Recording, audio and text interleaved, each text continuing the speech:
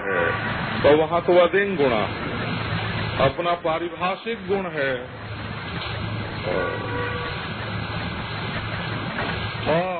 ये ओ को गुण मानते हैं। तो कहने का अभिप्राय कि अद्वैत वेदांत में जो लौकिक भाषा में शब्द चलते हैं उनके अनुसार परिभाषा नहीं होती। अद्वैत वेदांत की पारिभाषिक स्थिति ये है कि अपने आप को ब्रह्म न जानने का नाम अज्ञान है। और हम किताब को जानते हैं, फूल को जानते हैं, औरत को जानते हैं, मर्द को जानते हैं, इसका नाम ज्ञान नहीं है। हम घट पट मठ को जानते हैं, इसका नाम ज्ञान नहीं है।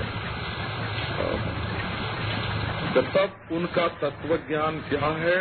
बोले आत्मा को ब्रह्म ईश्वर को अन्य रूप से जानते हैं, उसका नाम भी ज्ञान नहीं है। आत्मा को कर्ता या साक्षी रूप से जानते हैं, उसका नाम भी ज्ञान नहीं है। जैसा अज्ञान माना हुआ है आत्मा को ब्रह्म न जानना, उस अज्ञान को मिटाने के लिए जो आत्मा को ब्रह्म जानना है उसका नाम ज्ञान है। अरे ज्ञानान्न मुक्ति में ज्ञान शब्द का यही अर्थ है। तो अब जो जिस शास्त्र को आप पढ़ेंगे उसकी परिभाषा के अनुसार लक्षण प्रमाणाभ्याम वस्तु सिद्धि, आप किसी सच्ची चीज को पहचानना चाहते हैं, दो चीज चाहिए आपके पास। एक तो जिस चीज को आप पहचानना चाहते हैं उसके लक्षण क्या हैं, कैसे वो लखा जाता है।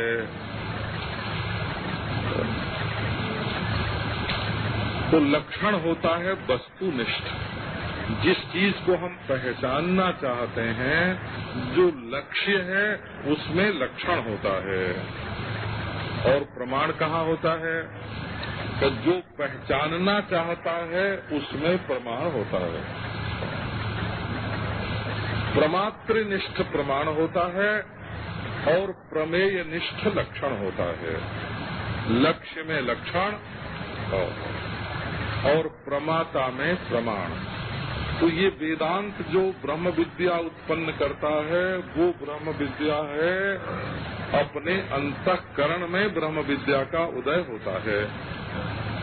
और जो सत्यं ज्ञानम अनंतम ब्रह्म है वो कहाँ है? कब वो ब्रह्म की पहचान कराने वाला लक्षण है। तो ब्रह्म है सत्यम ज्ञानम अनंतम, और तदाकार वृत्ति जो अंतःकरण में उदय होती है वो है उसके संबंध में प्रमाण। असल में वेदांत माने हृदय में रहने वाली ब्रह्म विद्या। पोथी में लिखे हुए श्लोक का नाम वेदांत नहीं है, हृदय में उदय होने वाली विद्या का नाम। इसी से मुंडक उपनिषद में अपरा विद्या और परा विद्या, तो अपरा विद्या तो शब्द राशि है और परा विद्या है जया तदक्षरम अधिगम्यते, अधिगम रूप है, अधिगम रूपा ब्रह्म विद्या है। अच्छा, अब एक और अंतर आप सुन लो, वो ये है कि जैसे आप शास्त्र में स्वर्ग की बात भी सुनते हो और ब्रह्म की बात भी सुनते हो, तो क्या जैसे स्वर्ग का वर्णन है शास्त्रों में वैसे ही आत्मा के ब्रह्म होने का वर्णन है? तो दोनों में बहुत फर्क है। स्वर्ग का वर्णन आप शास्त्र में जब सुनोगे तब उस पर विश्वास करोगे और विश्वास करके शास्त्र के अनुसार जो स्वर्ग का साधन धर्म है उसका अनुष्ठान करोगे, प्रवृत्ति निवृत्ति रूप धर्म का अनुष्ठान करोगे। और फिर देशांतर में, कालांतर में, जन्मांतर में, रूपांतर में उस स्वर्ग का अनुभव होगा। स्वर्ग का निर्माण होगा धर्म के द्वारा, धर्म स्वर्ग को बनावेगा। लेकिन वेदांत वेदांत किसी परोक्ष वस्तु का वर्णन करने वाला नहीं है कि अमुक देश में जो चीज है, अमुक काल में जो चीज है, अमुक रूप में जो चीज है, इतनी दूर जो चीज है वो तुमको मिलेगी, ये बात वेदांत की नहीं है। वेदांत वर्णन करता है अपना, तो उसका साक्षात अपरोक्ष होता है। माने जिस समय ब्रह्म विद्या उदय हो जाएगी अंतःकरण में, वेदांत का श्रवण करते ही संशय विपर्जय से रहित यदि निश्चयात्मक वृत्ति का उदय हो गया जीवन में, तो अपरोक्ष साक्षात्कार प्रधान है वेदांत, परोक्ष विश्वास प्रधान नहीं है। इसलिए वेदांत अनुभव पर्यवसान विद्या है। माने ज्यों ही आपके हृदय में ये ब्रह्म विद्या प्रकट होगी, त्यों ही आत्मा की ब्रह्म रूपता में जितने प्रतिबंधक हैं, जितने आवरण हैं, वे सब के सब भंग हो जाएंगे।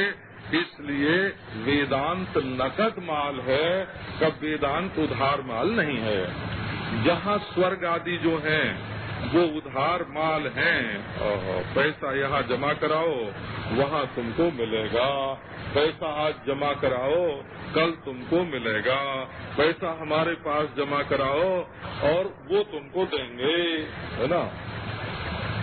तो और सब जो व्यापार हैं वे सब यहाँ दो वहाँ लो, अब दो तब दो, तब लो, हमें दो उनसे लो, है ना, यह दो वह लो। परंतु ब्रह्म विद्या जो है ये ऐसी चीज नहीं है। अनुभव पर्यवसान अभी क्योंकि ये दूसरे के बारे में वर्णन नहीं करती है, ये आपके बारे में ही वर्णन करती है। और आप चूंकि स्वयं अभी हैं, यही हैं, स्वयं हैं, तो इस स्वयंता की ब्रह्मता जो है वो कभी उधार नहीं रहती है। ये साक्षात अपरोक्ष इसका तत्काल होता है। एक और देखो कि प्रमाण में और साधन में एक और फर्क होता है। साधन जहाँ साध्य का निर्माण करता है, वहाँ प्रमाण विद्यमान वस्तु को दिखाता है। आप वसीले से एक लकड़ी को काटकर उसकी कोई भी चीज बना सकते हैं।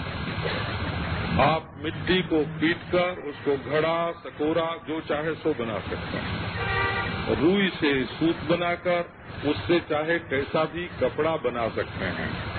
ये सब साधन साध्य होता है। और जो सिद्ध वस्तु है, स्वतः सिद्ध वस्तु है, परतः सिद्ध वस्तु नहीं है, अपना आत्मा ही है, तो उसका साक्षात्कार करने के लिए कहते हैं कि जैसे सूर्योदय होता है, तो सूर्योदय वस्तु का निर्माण नहीं करता, विद्यमान वस्तु को दिखाता है। जैसे अपनी आँख चीजों को बनाती नहीं, देखती है, ऐसे ये जो वेदांत विद्या है ये साधन नहीं है, ये साधन नहीं है, ये सिद्ध वस्तु को देखने की एक प्रक्रिया है कि यदि हमारा अंतःकरण दूसरी वस्तुओं को छोड़ देता है, दूसरी वस्तुओं को छोड़ देता है, प्रमाण वृत्ति भ्रम का निराकरण करती है। साधन अंतःकरण का निर्माण करता है और प्रमाण भ्रम को निवृत्त करता है। तो प्रमाण भी प्रत्यक्ष अनुमान उपमान नहीं, वो तो अन्य प्रमाण से ज्ञात को यदि वेदांत बतावेगा तो अनुवाद है। तो केवल अन्य प्रमाण से जो भ्रम निवृत्त नहीं होता वो भ्रम है, वो अज्ञान तो है अपने को ब्रह्म न जानना, और भ्रम है अपने को कर्ता भोक्ता संसारी और परिच्छिन्न मानना।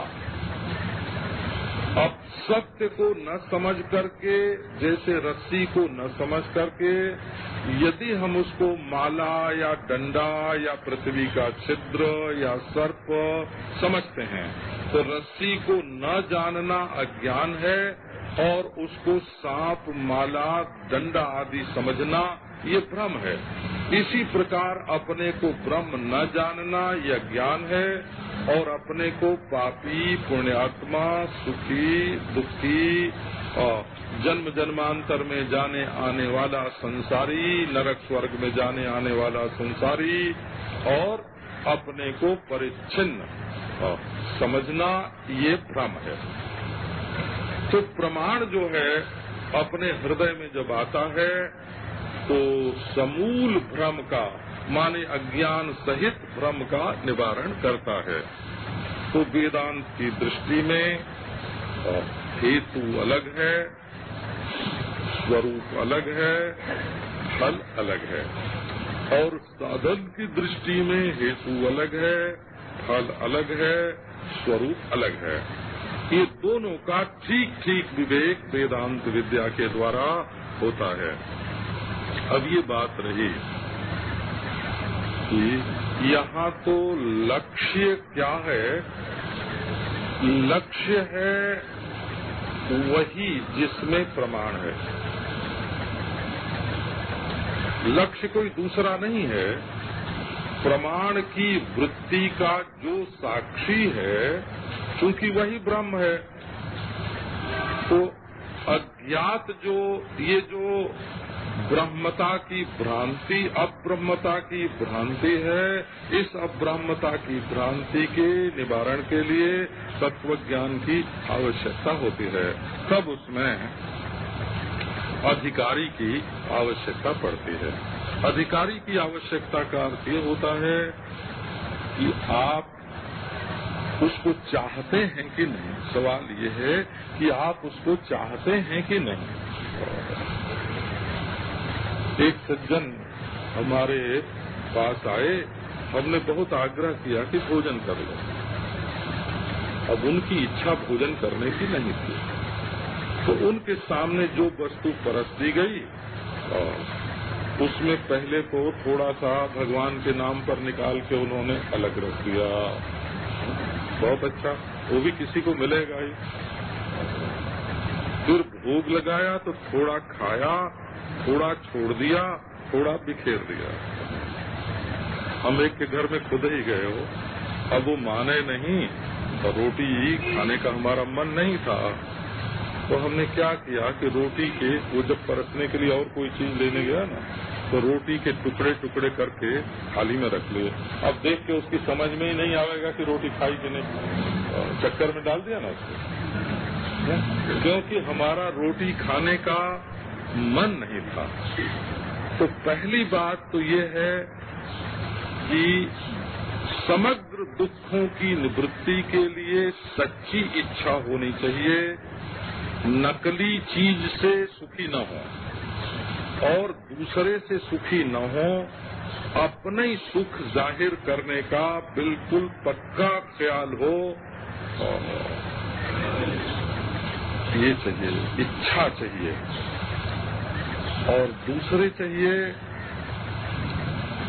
अर्थी समर्थ, और जिस चीज की हमको इच्छा हो रही है उसको प्राप्त करने की योग्यता भी चाहिए। यदि इच्छा न हो, योग्यता हो, तो बड़े बड़े वकील, बड़े बड़े बैरिस्टर, बड़े बड़े जज, जो बहुत बुद्धिमान हैं, यदि उनके मन में दुख निवृत्ति की और परमानंद प्राप्ति की इच्छा नहीं है, सत्य के ज्ञान की इच्छा नहीं है, तो उनकी योग्यता होते हुए भी बेकार जाएगी, क्योंकि उनके अंदर इच्छा नहीं है।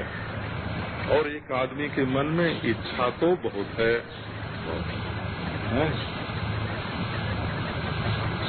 परंतु वस्तु को ग्रहण करने की योग्यता नहीं आई है। तो उसको बार बार सुनावे कि तुम ब्रह्म हो, तुम ब्रह्म हो, वो क्या ग्रहण करेगा? है ना?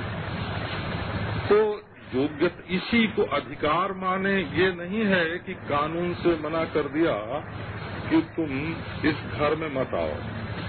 कानून के खिलाफ होना अनधिकार नहीं है, बल्कि अपने जीवन में आकांक्षा और योग्यता का न होना अनधिकार है।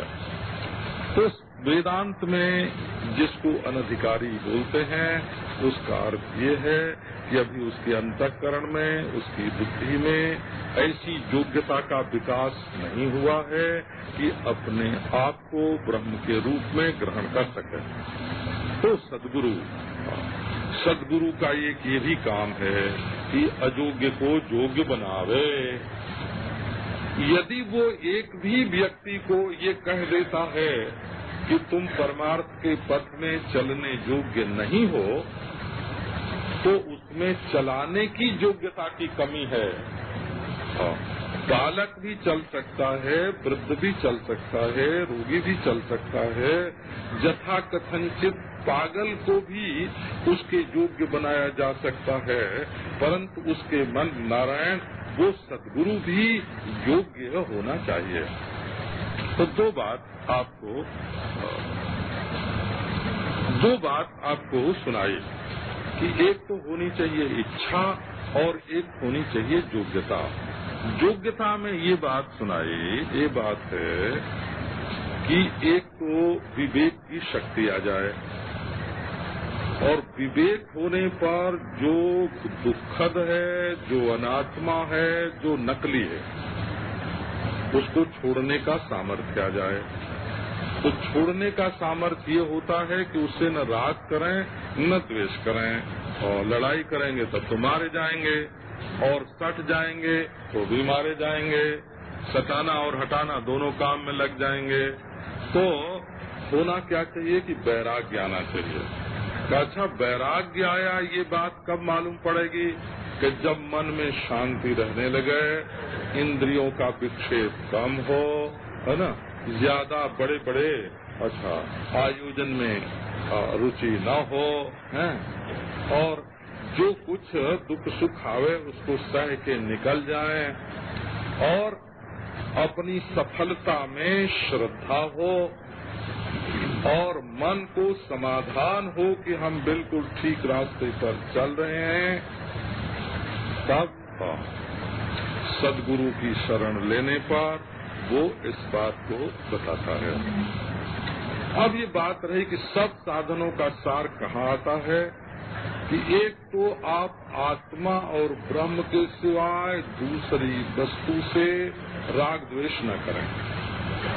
वैराग्य का मतलब द्वेष नहीं है, और वैराग्य का मतलब घृणा भी नहीं है, और वैराग्य का मतलब ईर्ष्या असूया भी नहीं है, वैराग्य का मतलब निंदा और द्रोह भी नहीं है। नारायण, वैराग्य का मतलब यह है कि अपने ही मन में जो उस वस्तु के प्रति लगाव, सताव या हटाव है, का उससे बच निकलें, और फिर मोक्ष की इच्छा हो। तो विवेक है दो चीजों को अलग अलग करना, वैराग्य है अलग किए हुए पदार्थ के त्याग का सामर्थ्य, और उस सामर्थ्य की अभिव्यक्ति है 6 रूपों में, और 6 रूपों में अभिव्यक्ति होने पर भी अंतःकरण में उन 6 की पूर्णता नहीं होती। इसलिए तीव्र वैराग्य और तीव्र मुमुक्षा, यदि 2 गुण अपने जीवन में आ जाएं, संसार की वस्तुओं से राग द्वेष की निवृत्ति तीव्र हो जाए। राग द्वेष की निवृत्ति पूरी, राग द्वेष के अभाव का नाम वैराग्य नहीं है, ये भी वेदांतियों का पारिभाषिक शब्द है।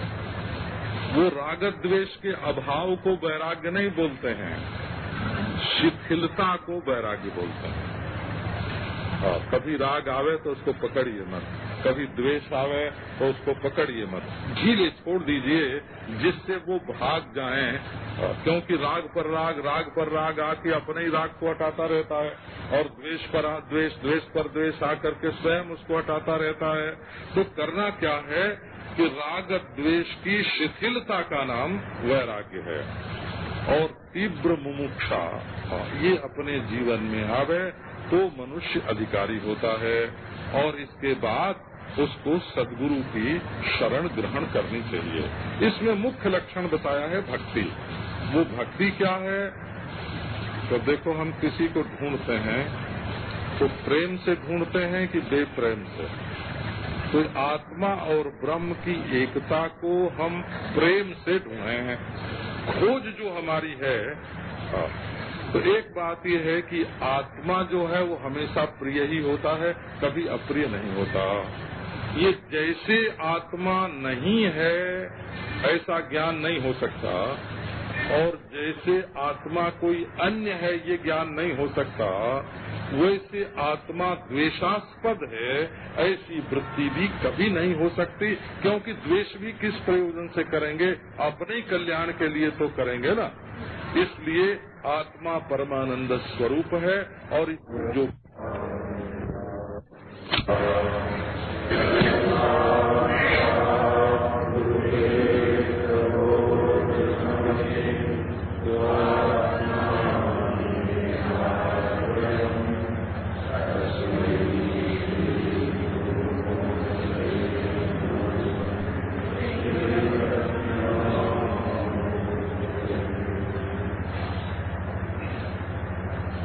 यस्याज्ञा धर्मशास्त्र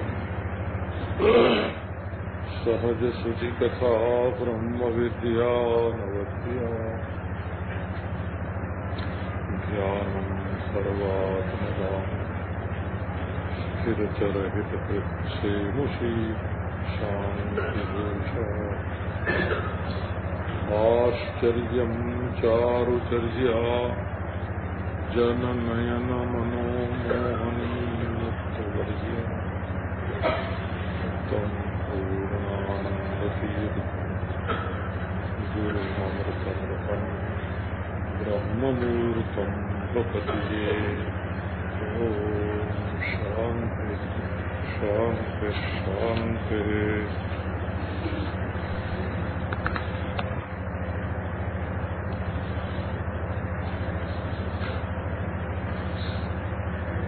कुछ वर्ष पहले पिलानी में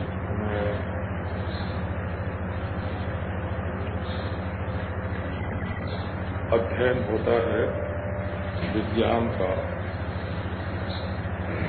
उसके एक अध्यापक और उनके विद्यार्थी आए थे। वो थीसिस लिख रहे थे, तो उन्होंने हमको एक निबंध सुनाया। उसमें ये था कि ब्रह्म ज्ञान प्राप्त करने के लिए जो जो साधन शास्त्र में बताए गए हैं, वैज्ञानिक अनुसंधान करने के लिए भी उन्हीं की आवश्यकता है।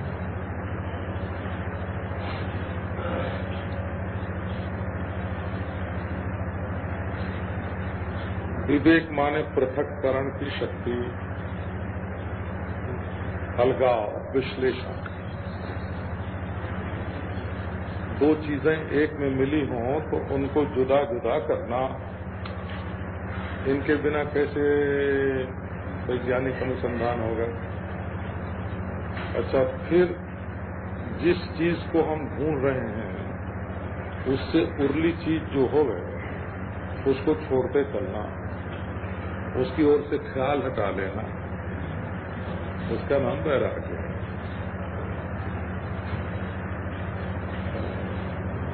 जिस चीज को हम ढूंढ रहे हैं उसके अलावा जो भी दूसरी चीज हमको खोज करते समय रास्ते में मिलती है उसको एक ओर छोड़ते हुए आगे बढ़ना है।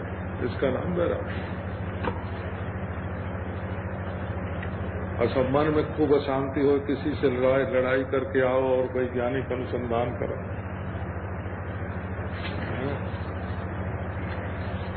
और खूब खाते पीते जाओ, मुंह में ग्रास डालते जाओ और वैज्ञानिक अनुसंधान करो। तो सम चाहिए, मन की शांति, और दम चाहिए, और मन का विषयों में न जाना, इंद्रियों का विषयों में न जाना। मन शांत रहे, इंद्रियां भोग के लिए विक्षिप्त न हो। जब मोटर भी चलाते जा रहे हैं और वैज्ञानिक अनुसंधान भी करते जा रहे हैं, कर्म विक्षेप हुआ। तो मानसिक विक्षेप, इंद्रियक विक्षेप और कार्मिक विक्षेप। उपरति माने कार्मिक विक्षेप से पृथक होके, अलग होके, तो भाई रसोई भी बना लें और उसमें वैज्ञानिक अनुसंधान भी करते जाएं, तो ऐसा कैसे होगा? इसी को उपरति बोलते हैं। साम दाम उपरति। अच्छा भाई, खोज करने में कभी लगन से काम कर रहे हैं, कोई तकलीफ आ गई तो उसको सह लिया। अब मन तो लगा है बिल्कुल अनुसंधान में, एक मच्छर काट गया और पट से उसकी ओर से मन हटाया और मच्छर पर एक चपत लगाया। वो नहीं, मच्छर काट जाए तो काट जाए, अनुसंधान तो करना पड़ेगा। तितिक्षा इसको बोलते हैं।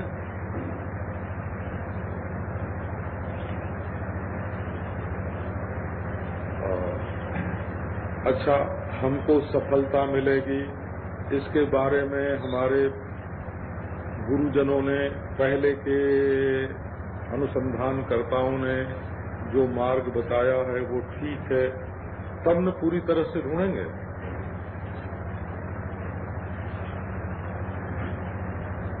अच्छा, और एक एक वस्तु पर मन अपना समाहित होता जाए, ये भी आवश्यक है।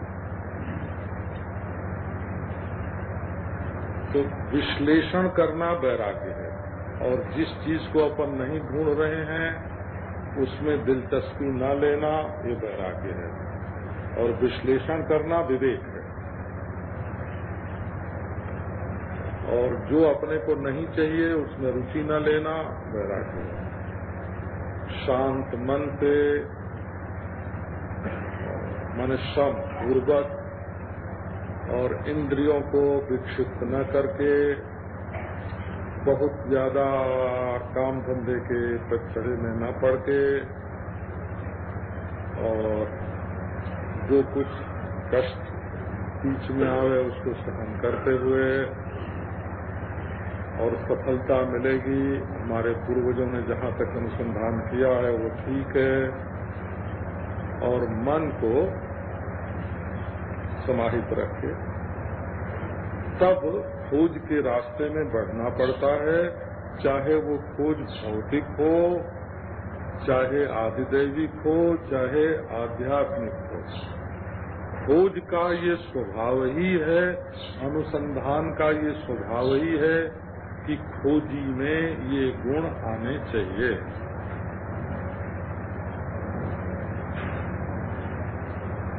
सच पूछो तो धन के खोजी में भी ये गुण होने चाहिए, नहीं तो धनवन जो है ऐसे ही आता है।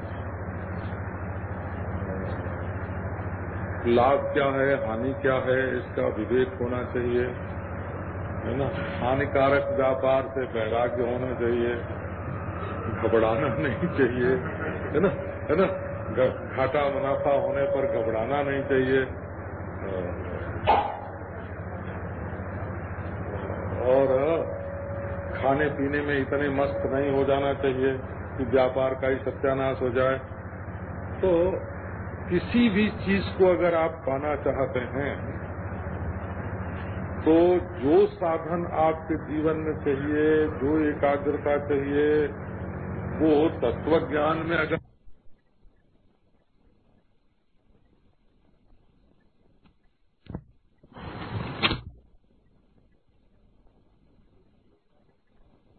मन विक्षिप्त होगा, अशांत होगा, तो भोग का सुख भी आपको नहीं मिलेगा।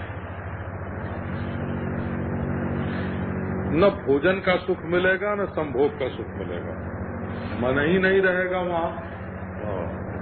तो इसका अर्थ ये है कि ये अनुसंधान में एक खोजी के भीतर, खोज में एक खोजी के अंदर जो गुण चाहिए, उन्हीं का नाम साधन चतुष्टय के रूप में कहा हुआ है।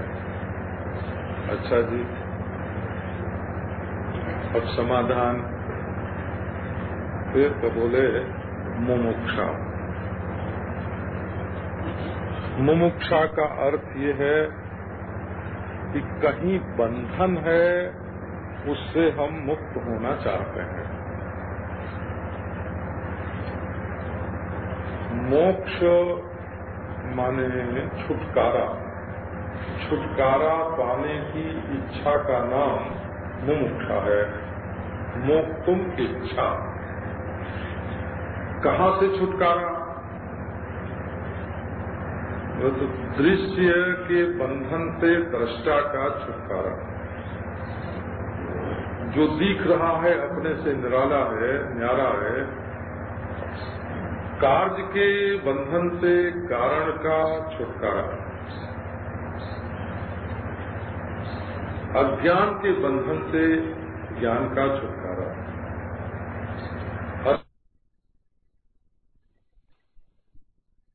बंधन से सब का छुटकारा। हमने एक चीज को दूसरी की चीज के साथ मिलाकर एक खिचड़ी बना दी है।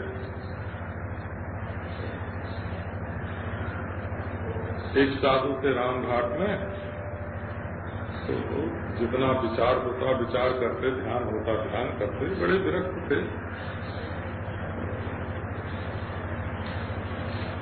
उनका स्वामी अद्वैतानंद नाम था। पर जब समय बचता तो अपने पास उन्होंने तिल और चावल, काला तिल और चावल दोनों एक में मिला के रखा था। आप समझो सेर, 2 सेर मिला के रखा था। बस थाली में लेके बैठ जाते और तिल और चावल, है ना, अलग अलग अलग अलग अलग अलग। आप कहोगे ये कौन सी साधना है?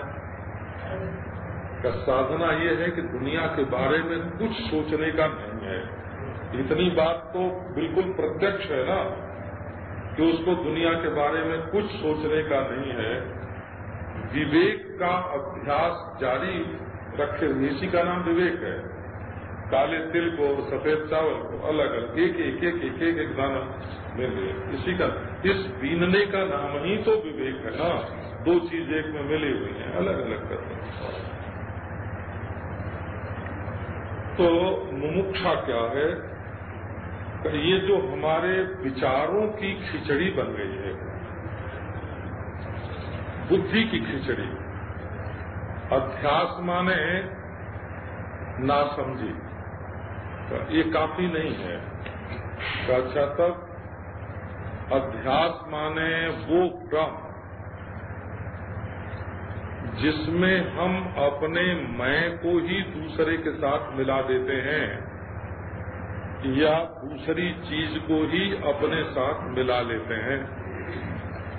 तो बुद्धि की गांठ का नाम, बुद्धि की ग्रंथि का नाम अध्यास है। हमारी बुद्धि में एक गांठ पड़ गई है, अपरिच्छिन्न आत्मा की परिच्छिन्न के साथ गांठ पड़ गई है, चेतन आत्मा की जड़ के साथ गांठ पड़ गई है, सत्य आत्मा की, नित्य आत्मा की, अपरिवर्तनशील आत्मा की अनित्य के साथ, असत के साथ, परिवर्तनशील के साथ गांठ पड़ गई है। वो गांठ कहाँ पड़ी है? आत्मा अनात्मा में करना, कार्य कारण में करना, उनमें नहीं पड़ी है। कहाँ पड़ी है? अपनी समझ में पड़ी है। गांठ चीज में नहीं है, अपनी समझ में है। तो ये वेदांत का उपदेश चीज की गांठ तो छोड़ ही नहीं सकता। आप एक रस्सी में गांठ लगा दो और एक वेदांती के सामने ला के रख दो कि हे वेदांती जी, आप तो ग्रंथि भंग करने में बड़े निपुण हैं, अपने वेदांत के द्वारा ये रस्सी की गांठ छुड़ा दीजिए, तो छूटेगी? उपदेश से रस्सी की गांठ नहीं छूटती। उपदेश से अकल की गांठ छूटती है। तो आप ये मत समझो कि कोई आत्मा अनात्मा की गांठ पड़ी हुई है, वो छोड़ना है हमको प्रयत्न करके। आत्मा और अनात्मा के बारे में आपकी अकल में एक गांठ पड़ गई है, उस बौद्धिक ग्रंथि को छुड़ाना। तो संस्कृत भाषा में उस बौद्धिक ग्रंथि का नाम भ्रम है, उस बौद्धिक ग्रंथि का नाम अध्यास है। अतस्मिस् तद्बुद्धि इति असकृत अवोचा। शंकराचार्य भगवान ने कहा कि कह तो दिया, ऐसे बोलते हैं, कह तो दिया, बार बार कह दिया कि तुम्हारी बुद्धि में जो उलटवासी आ गई है, विपर्यास आ गया है, उसी का नाम अध्यास है। अकल की उलटवासी का नाम अध्यास है, इसीलिए वो उपदेश से छूट जाएगी। यदि सच्ची गांठ होती तो उसको तलवार मार के काटना पड़ता। तो अब आप मुमुक्षा देखो, अहंकार आदि देहांतान बंधान अज्ञान कल्पितान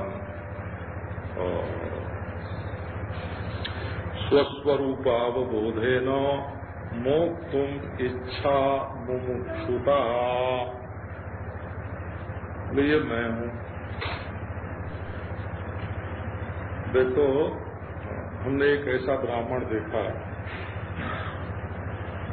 कि एक अंत्यज, ये अंत्यज और अग्रज का संस्कृत भाषा में कुछ बुरा अर्थ नहीं होता है। अग्रज माने बड़ा भाई जो पहले पैदा हुआ, अंत्यज माने छोटा भाई जो बाद में पैदा हुआ, आखिर में पैदा हुआ सो अंत्यज, अनुज छोटा भाई। अच्छा, और अग्रज माने ब्राह्मण बड़ा भाई। अच्छा, तो एक ब्राह्मण को अपने ब्राह्मण पने का इतना अध्यास हो गया पक्का कि अंत्यज के घर में आग लगी तो वो बुझाने के लिए नहीं गया है? और अंत्यज को अपने अंत्यजपना का ऐसा अध्यास हो गया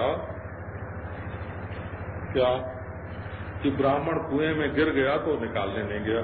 बोले ये लोग हमको बहुत सताते हैं, कुएं में से निकालने की क्या जरूरत है, मरने दो। अब जब दोनों को समझाया गया कि तुम अंत्यज होने पर भी हिंदू हो, तुम अग्रज होने पर भी हिंदू हो, हिंदू हिंदू एक है ना, तो ब्राह्मणत्व की जो गांठ थी और अंत्यजत्व की जो गांठ थी कहाँ, बुद्धि में, शरीर में नहीं, वो ढीली पड़ गई। और दोनों अपने को हिंदू जब समझ गए तो एक दूसरे की भलाई करने लगे कि भाई हम भी हिंदू, तुम भी हिंदू। अब इस बात को समझ लो कि एक मुसलमान है तो सोचता है कि हिंदू को मरने दो, और हिंदू सोचता है कि मुसलमान को मरने दो। तो दोनों में अपने हिंदू पने की, मुसलमान पने की गांठ कहाँ पड़ी हुई है, उनकी अकल में। जब दोनों को समझाया गया कि तुम दोनों मनुष्य हो, हाथ पांव आंख नाक कान सब बराबर, तुम दोनों मनुष्य हो, और उधर हिंदुत्व की और उधर मुस्लिमत्व की जो गांठ है बुद्धि में वो ठंडी पड़ी, तो दोनों अपने को मनुष्य रूप में अनुभव करने लगे और एक दूसरे का है ना हित करने लगे। तो असल में मैं अलग जीव, तुम अलग जीव, मेरा सुख स्वार्थ अलग और तुम्हारा सुख स्वार्थ अलग। तुमको लूट के हम सुखी होंगे, हमको लूट के तुम सुखी होगे। ये जो जीवत्व की ग्रंथि बुद्धि में पड़ गई है, जीवत्व की ग्रंथि, तो इसमें कहाँ से होता है का मैं धन वाला हूँ। हे भगवान, वो धन पहले तुम्हारा नहीं था, तुमको पहचानता नहीं था, अब भी नहीं पहचानता है, और तुम एकांगी प्रेम करते हो धन से। एकांगी प्रेम है ना धन से। मैं धन वाला हूँ, मैं मकान वाला हूँ, फिर स्त्री वाला हूँ, पुत्र वाला हूँ, पति वाला हूँ, परिवार वाला हूँ, मजहब वाला हूँ, जात वाला हूँ, ये सब गांठ। फिर विद्या वाला हूँ, बुद्धि वाला हूँ और समाधि वाला हूँ। ये कहे बिना बात पूरी नहीं होती है। बोला अगर किसी को समाधि से बहुत प्रेम हो तो वो लगावे, है ना, लेकिन बात तब तक पूरी नहीं होगी जब तक व्यक्तित्व के उत्कर्ष वाली किसी भी बात को व्यक्ति अंतःकरण में लगने वाली समाधि को अगर मेरी समाधि और मैं समाधि वाला ऐसा मानोगे, यहाँ तक कि अंतःकरण वाला मैं और अंतःकरण मेरा ऐसा मानोगे, तब तक बोध का द्वार, ज्ञान का द्वार खुलेगा नहीं। इसलिए अहम भाव में, परिच्छिन्न अहम भाव में जो मैं की एकता है, वहाँ से लेकर देह में और देह के संबंधियों के को लेकर जो मैं जुड़ा हुआ है, उससे मोक्ष की, उससे छुटकारे की जो इच्छा है, बिल्कुल निर्भर, बिना बोझ का मैं, न मैं किसी का, न मेरा कोई। तो ये जो मुमुक्षा है ईश्वर कृपा से, ये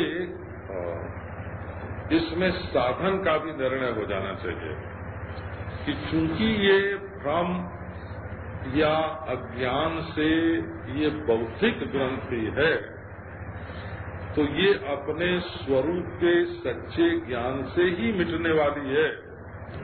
और जितना जितना हम उपाय करेंगे, उतना उतना उपाय हमारी अहम ग्रंथि को और ठोस करेगा, हमारी बुद्धि और उलझेगी। आपको गोस्वामी तुलसीदास जी की वो चौपाई अर्धाली याद है कि नहीं?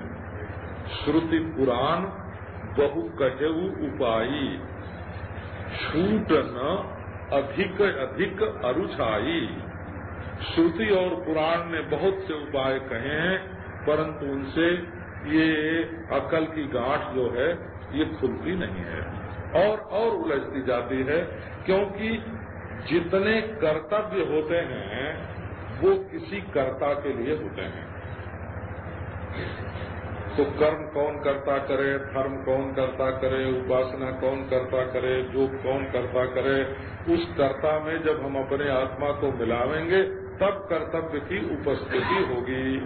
तो छूट न अधिक अधिक अरुझाई, तो छूटोगे नहीं, उलझते जाओगे। मर्ज बढ़ता ही गया, ज्यों ज्यों दवा की, जितनी दवा की, ऐसा हमने सुना था, ऐसे ही है कुछ। मर्ज बढ़ता ही गया, ज्यों ज्यों दवा ली, ज्यों ज्यों दवा की। तो ये तो वेदांत ज्ञान जो है वो सादगी है, वो सहजता है, वो बनावट नहीं है, वो कृत्रिमता नहीं है। इसमें इच्छा भी सहज है, साधन भी सहज है, उपलब्धि भी सहज है और अपना स्वरूप भी सहज है। सीधी सादी जो सच्ची बात है उसको लखाने के लिए ये वेदांत है। अब इसमें ये बात बताइए कि पहले मुमुक्षा मनुष्य के मन में जो आती है वो मंद होती है, धीरे धीरे धीरे बढ़ती है, कई मध्यम रूप से होती है। तो मंद मुमुक्षा और मध्यम मुमुक्षा की पहचान क्या है? लक्षण बोलते हैं, संस्कृत में लक्षण शब्द बोलते हैं और हम उसको हिंदी में पहचान बोलते हैं, जिससे वो चीज लखी जाए। लक्षण, लक्षण माने लखन, लखना, लखाना। लक्षण उसको कहते हैं जिससे उस वस्तु को हम लख लें, पहचान जाए, उसका नाम लक्षण होता है। लक्ष्यते अनेन। ये उसकी पहचान है। तो आओ पहचान पहले देखो। एक आदमी कहता है कि हे स्वामी जी महाराज, हम कौन सा कर्म करें तो हमको मोक्ष मिलेगा? तो वो ऐसा समझता है ना, कि जैसे कोई दूर गांव हो तो वहां हम किस रास्ते से जाएं तो उस गांव में पहुंचेंगे। ये उसके प्रश्न का अर्थ यही है कि मोक्ष एक दूर गांव में रहता है और जब मैं पांव से चल के वहां पहुंचूंगा तब मुझे मिलेगा। अभी मोक्ष का कंगन तैयार नहीं है, उसको किस सुनार से बनवाऊं, कैसे बनाऊं, कैसे पीटूं, कैसे बनाऊं सोने को, तो कंगन बनेगा। यदि मोक्ष की प्राप्ति के लिए ऐसी इच्छा है तब उसका नाम मंद, यज्ञ करूं, दान करूं, व्रत करूं, तपस्या करूं, तीर्थ में जाऊं, कुछ करके मोक्ष प्राप्त करूं, जब तक ये इच्छा रहती है तब तक उसको मंद मुमुक्षा बोलते हैं। अच्छा, बोले मध्यम मुमुक्षा कब है? कि जब ये होए कि किस देवता की मैं पूजा करूं, उपासना करूं, ध्यान करूं, जप करूं, होम करूं, हैं? तब हमको मोक्ष मिलेगा। अपन कर्म के भरोसे पर मोक्ष को पाने की इच्छा मुमुक्षा है, मंद मुमुक्षा है, और देवता के सहारे पर प्राप्त करने की इच्छा जो है उपासना के सहारे पर, उसका नाम मध्यम मुमुक्षा है। अच्छा, धर्म जो है ये बहिरंग कर्म का नाम धर्म है, और अंतरंग जो प्राणायाम प्रत्याहार आदि कर्म हैं उनका नाम योग है। कर्म के ही दो भेद हैं और दोनों पौरुष से ही सिद्ध होते हैं। तो जब तक अपने कर्म से मोक्ष प्राप्त करने की इच्छा हो तब तक कहते हैं मुमुक्षा शिथिल है, और जब किसी दूसरे का